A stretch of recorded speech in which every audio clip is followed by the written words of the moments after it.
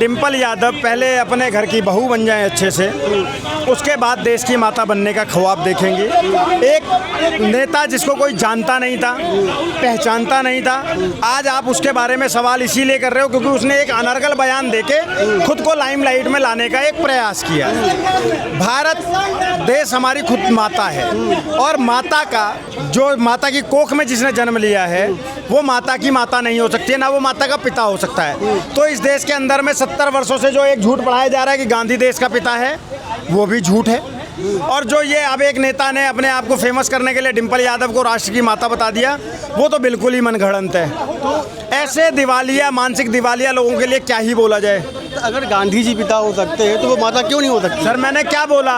ना इस देश के गांधी पिता हैं, ना कोई माता है। भारत हमारी स्वयं माता है और माता की कोख से जन्म लेने वाला उसकी संतान हो सकता है, उसका बाप या माँ नहीं हो सकता है। भारत हमारी अपनी माता है। इसको भगत सिंह माँ मानते थे, इसको राजगुरु सुखदेव माँ मानते थे, सुभाष चंद्र बोस माँ मानते थे, इसको पंडित चंद्रशेखर तिवारी माँ मानते थे, हमारे स्वतंत्रता सेनानी माँ मानते थे।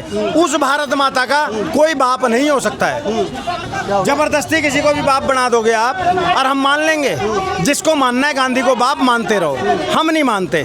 मेरी नज़र में गांधी एक वही व्यक्ति हैं जो अपनी वृद्धावस्था में 2 लड़कियों मनु और आभा को लेकर रोज अपना ब्रह्मचर्य साबित करने के लिए उनके साथ निर्वस्त्र सोते थे और अगले दिन सुबह उठ के कहते थे अफसोस मैं फेल हो गया।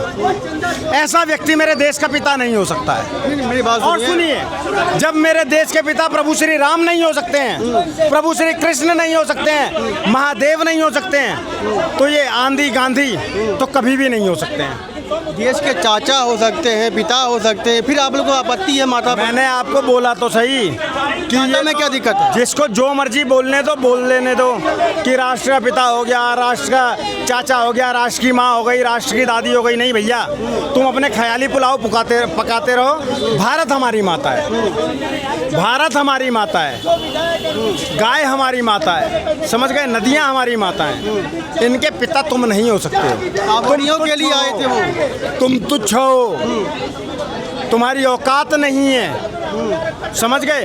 तुम अपने बच्चों के पिता तो ढंग से बन जाते। भाई साहब उन्होंने इसलिए कहा कांवड़ियों के लिए पंडाल लगाया, उनकी सेवा की, चरण धुए हैं उन लोगों ने। कांवड़ियों के लिए पंडाल तो हम 24 साल से लग रहा है हमारा, मैं भी उसका सदस्य हूँ। कांवड़ियों के लिए एक नहीं, हजारों हजार पंडाल लगते हैं। तो पंडाल के आयोजकों को सबको देश का माता पिता भाई बना दें, चाचा बना दे, फूफा बना दे, नाना बना दे। क्या मजाक चल रहा है यार? ऐसे नहीं होता है मेरे भाई।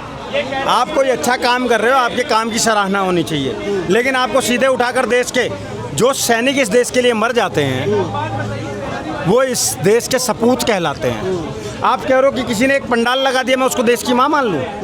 मजाक चल रहा है। वो भी एक दिवालिया नेता की वजह से मान लूँ?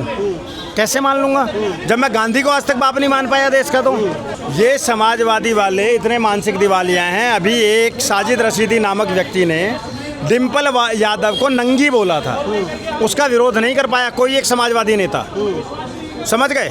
आज उनको देश की माता बनाने चल दिए। ये मानसिक दिवालिया लोग हैं, इनको इलाज की सख्त ज़रूरत है, इससे इतर और कुछ नहीं है। ये डिम्पल यादव को देश की माता बता रहे हैं और उधर अखिलेश यादव पंडितों को अपना बाप बता रहा है। अब किसकी मानोगे? किसकी मानोगे बताओ? आप में फ़ायदा उठाने की कोशिश है क्या? सिर्फ चुनावी ध्रुवीकरण करने का, ब्राह्मणों को अपनी तरफ खींचने के लिए इस तरीके की बयानबाजियां हो रही हैं। नहीं तो यही अखिलेश यादव है जिसने एक ब्राह्मण से ये भी कहा था तुम्हारे रास्ते अलग हैं, मेरे रास्ते अलग हैं। ये वही अखिलेश यादव है जो हमेशा सवर्णों को और ब्राह्मणों को अपने टारगेट पर रखता है।